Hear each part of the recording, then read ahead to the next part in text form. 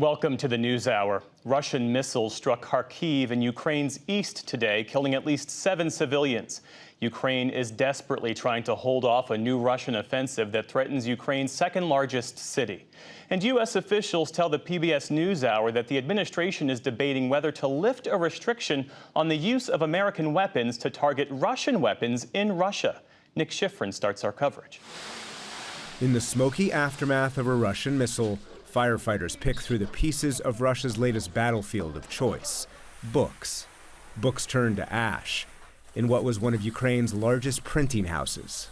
Russia has been bombarding Kharkiv and trying to occupy towns further north, including Vovchansk, to try and bring Kharkiv city into artillery range and draw Ukrainian forces away from fierce fighting in the Donbass.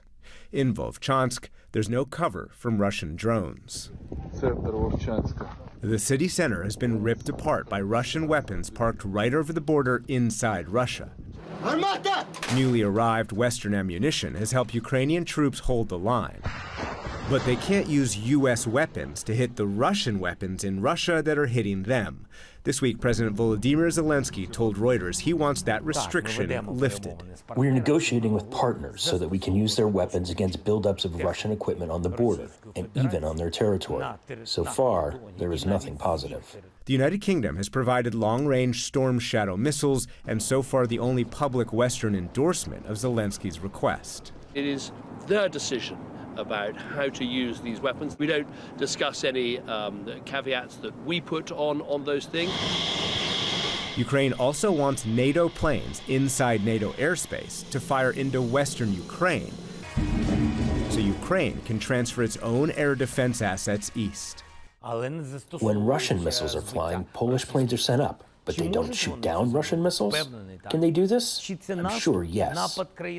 Senior U.S. officials tell me while the idea of using NATO assets to shoot down Russian missiles over Ukraine is deemed too risky, there is a debate about whether to allow Ukraine to use American weapons to target Russian weapons just over the border inside Russia. And the New York Times reported today Secretary of State Antony Blinken has now endorsed that idea. So, should the U.S. lift restrictions on where Ukraine can fire American weapons? For that, we get two views. William Taylor was U.S. ambassador to Ukraine during the George W. Bush administration. And Emma Ashford is a senior fellow at the Stimson Center and writes widely about U.S. foreign policy. Thanks very much. Welcome, both of you, back to the NewsHour. Ambassador Taylor, let me start with you. Should the U.S. allow Ukraine to use American weapons against Russian targets in Russia, whether on the ground in Russia or in the air, above Russia, not only on the border, but deeper inside Russia? Nick, I'd say yes. If the Russians are firing at Ukrainians from a sanctuary, which is really what they have right now, then the Ukrainians ought to be able to shoot back. This is basic self-defense. Some of the Russian fire is coming from close across the border in that sanctuary, but some is coming from airfields. So there are Russian jets that are taking off from airfields and that are launching these glide bombs that are going into Kharkiv, as you just described. So yes, I think the Ukrainians ought to be able to shoot back. Emma Ashford, do you think the Ukrainians should be able to shoot back, again, with U.S. weapons? I think that we need to be drawing a distinction here. I think when it comes to Kharkiv and the question of a conventional conflict that is being fought effectively across the border, that is one thing. And I think that's something that the United States might want to look at, lifting some of those restrictions. Where I have substantially more concerns, however, is on this long-range strike capability. Ukraine has been using other non-American weapons to engage in a campaign of striking Russian refineries, factories, etc. And I worry, and I think the White House is very worried, that allowing Ukraine to use U.S. weapons to do that would be very escalatory.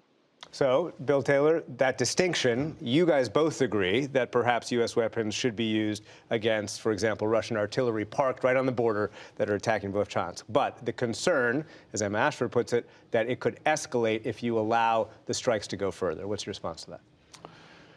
So, Nick, the Russians have escalated in conventional terms as much as they can. I mean, there's nothing, they are not holding back.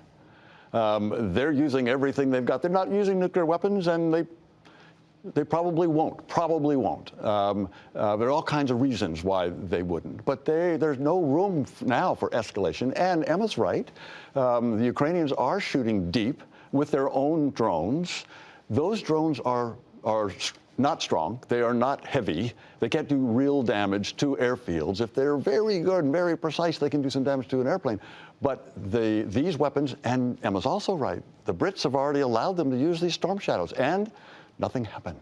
I think we should let them do that. What about that point, Emma Ashford, that the Brits changed the red line, so to speak, and nothing happened, Russians didn't respond, and that Russia is at the kind of cap of its ability to escalate? So whether or not we agree that it should be the case, I think the Russians very much do see a difference between the United States doing something and European countries doing something. When it comes to the idea that the Russians cannot escalate any further, I'm much more skeptical on that. We talk a lot about the nuclear question, but that's not really the concern here. We're talking about potential sabotage that we're starting to see in Western European states. There was a fire in Poland just this week that was attributed potentially to Russian agents. We're talking about potential escalation to a broader Russia-NATO war, something that comes across the border. So I think we are telling ourselves very convenient untruths when we say that the Russians don't have any means to escalate against us. Bill Taylor, can Russia escalate against NATO directly, whether conventionally or, as Emma Ashford points out, in the hybrid ways that they've done for years? Deterrence works, Nick. Deterrence has worked. The Russians, Mr. Putin is not suicidal. He knows that if he attacks NATO, he loses. He loses quickly and devastatingly. That's deterrence. That deterrence is there. It's also deterrence when Jake Sullivan made it very clear more than a year ago that if the Russians thought about using tactical nuclear weapons in Ukraine, there would be catastrophic consequences. Those words were well thought out. That was not a throwaway line from Jake Sullivan. Catastrophic consequence. That's deterrence, and I think it works. And Xi Jinping, in fact, actually threatened Putin about nuclear weapons. But Emma Ashford, bottom line, do you think Russia is deterred? I think Russia is deterred from direct attacks on NATO territory, but I do think we're seeing an increasing willingness to escalate kind of under that level of conventional conflict. And I do just want to note that I think we need to put this question of long-range strikes in the context of the other steps that the US and Western allies have taken. Increasing the number of weapon systems that have been sent, increasing the ways in which Ukraine can, fight back against Russia, and then talking about things like U.S. advisors in the conflict or Western troops behind the lines. These are things that sort of move forward in a consistent upward cycle of escalation, and at some point, it is entirely possible that we could cross some Russian red lines. So we do have to be very cautious, and I credit the White House for being cautious on this. I want to zoom out in about the minute and a half that I have left. So you'll each have about 45 seconds to answer this question. How does this war, do you believe, end? Nick, it depends on us. It depends on us. If, as Emma just said, if we can provide a lot of weapons to the Ukrainians so that they can stabilize the line right now, and then eventually next year probably they can push them back. If it's clear that the Ukrainians are not going to stop fighting, which it is, and if it's clear the Europeans will continue to support the Ukrainians, which they are so far, and we've just demonstrated that we're going to supply them with $61 billion and more, presumably, after that. If that is clear to President Putin that he cannot win, that's how it ends.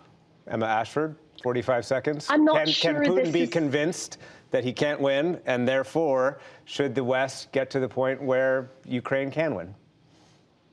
I am not convinced that this is sustainable for 5 or 7 years or whatever long term we're talking about.